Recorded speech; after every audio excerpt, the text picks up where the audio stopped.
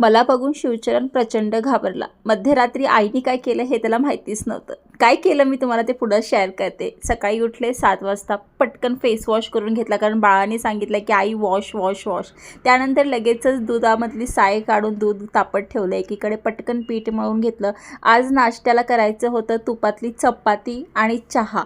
तर तोपर्यंत शिवचरणला म्हटलं ताईला उठव, दुपारची शाळा असल्यामुळे मॅडम हुशारपर्यंत झोपतात।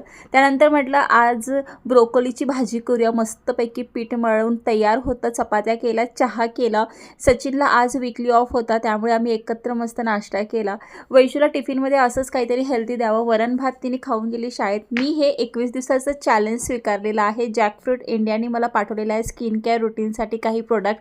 त्यामध्ये हे फेस मास्क आहे ज्याने ग्लो येतो स्किनवरती, ते लावून रात्री एकदम व्यवस्थित फेस वॉश करून घ्यायचं। त्यानंतर त्यांनी नाईट जेल दिलेला आहे ज्याच्यामुळे रिंकल्स आणि आपले डार्क सर्कल्स कमी होतात। नाईट जेल लावून झाल्यानंतर मी लगेच अँटी पिंपल पावडर लावून घेत आहे। ज्या ज्या ठिकाणी पिंपल्स आहेत तिथेच फक्त लावायचं आहे आणि हे इतकं इफेक्टिव्ह आहे।